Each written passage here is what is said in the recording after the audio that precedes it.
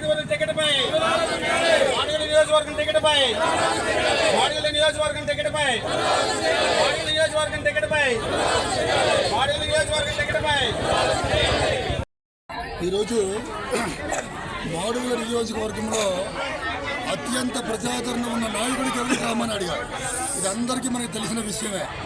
అదేవిధంగా 2009 నుంచి ఈనాటి వరకు రాజకీయాల్లో టీడీపీని ఎంతో బలోపేతం చేసి ఈరోజు ఏ సర్వే ప్రకారం టికెట్ ఇవ్వలేదు మాకు తెలియదు, కానీ 2014లోని 2019లోని గవిరెడ్డి రామానాయుడు గారిని ఓడించిన వ్యక్తి ఎవరో మీకు తెలుసు, ఇండైరెక్ట్గా మీకు తెలుసు.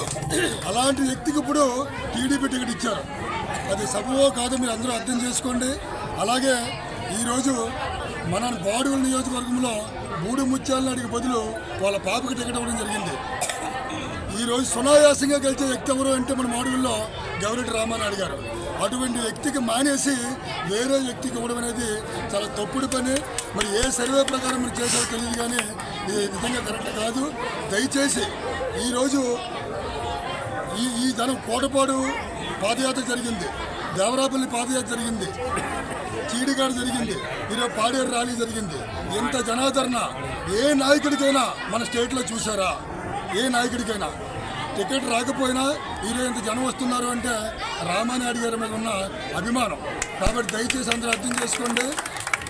ముఖ్యంగా ఒకటే మాట చెప్తాను, మన అధినేత గారికి చంద్రబాబు నాయుడు ఒకటి చెప్తాను, మాడుగుల నియోజకవర్గంలో తెలుగుదేశం పార్టీ జెండా ఎగరాలి అంటే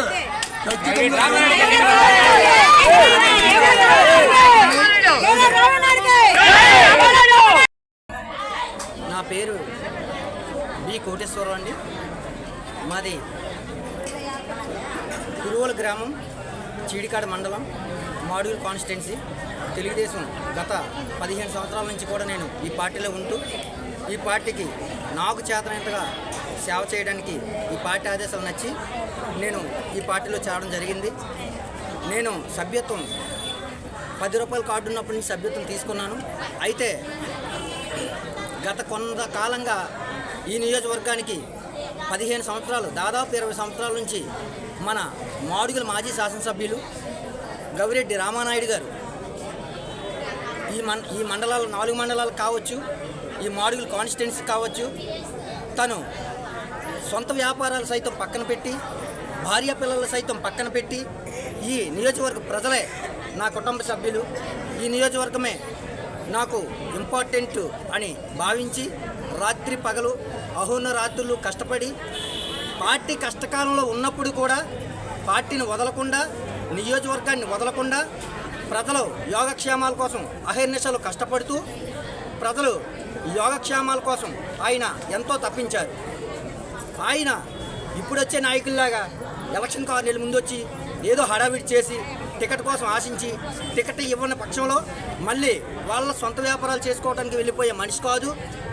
ఈ నియోజకవర్గ ప్రజలకు కష్టం వస్తే దేవుడు గుర్తొస్తాడో రాడో తెలియకని మన రామానాయుడు అన్న మాత్రం ప్రతి ఒక్కరికి గుర్తొస్తారు. అది ఈ నియోజకవర్గ ప్రజలందరికీ తెలుసు. ఏ సర్వే ప్రకారం చూసినా, ఏ పరిణామాలు తీసుకున్నా ఆయన చేసే సేవ ఈ నియోజకవర్గ ప్రజలందరికీ తెలుసు. మరి ఈ విషయం అధిష్టానం వరకు ఎందుకు చేరలేదు? ప్రజలు ఎంత బాధపడుతున్నారు? మేము నమ్ముకున్న నాయకుడు, మాకు ఈ నాయకుడు ఈ రామానాయుడు గారు వస్తేనే మా నియోజకవర్గం బాగుపడుతుంది. ఈ ప్రజలందరూ, ఈ ఆడతల్లులు కానీ, ఈ ఉద్యోగాలు లేని వాళ్ళు కానీ, ఇలా చాలామంది చాలా రకాలుగా ఈరోజు మాట్లాడలేని పరిస్థితిలో ఈరోజు ఈ నియోజకవర్గం ఉంది. ఎందుకంటే కష్టపడే వ్యక్తికి మానేసి మరి ఏ పరిణామాలు తీసుకొని ఇప్పుడు ఈ పైల ప్రసాద్ గారికి టికెట్ ఇచ్చారు అధిష్టానం. ఏ పరిణామాల్లో చూసుకొని టికెట్ ఇచ్చారు. ఆయన చేసిన గత 2 పర్యాయాలు ఆయనకి టికెట్ కాసించి టికెట్ ఇవ్వని పక్షంలో ఆయన ఏ పని చేశాడో మా అందరికీ తెలుసు, అది అధిష్టానానికి కూడా తెలుసు. మరి అలాంటి వ్యక్తిని ఈరోజు ఈ మాడుగుల నియోజకవర్గానికి టీడీపీ తరఫున ఎమ్మెల్యే టికెట్ ఎలా ప్రకటించారనేది ఈ ప్రజాముఖంగా ఈ ప్రజల ద్వారా నేను ప్రశ్నిస్తున్నాను. దయచేసి అధిష్టానం ఒక్కటి మాత్రం గుర్తుపెట్టుకోమని చెప్తున్నాం. చంద్రబాబు నాయుడు గారు ఈ మాడుగుల టికెట్ విషయంలో పునరాలోచన చేసి దయచేసి రామానాయుడు గారికి కానీ టికెట్ ఇవ్వకపోతే మనం మళ్ళా పాత పరిస్థితే మనకు వస్తుంది. మన నియోజకవర్గం మళ్ళా అక్కడి మార్గంలో ఉంది ప్రజెంట్.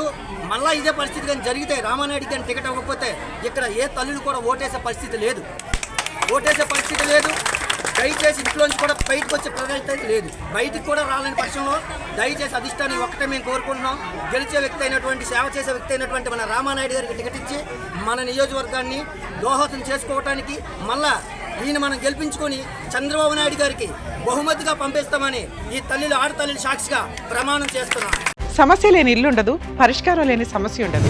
బంధాలు గొప్పవి, బాధలు చిన్నవి. మీ సమస్యని మేము పరిష్కరిస్తాం. రండి, మాట్లాడుకుందాం.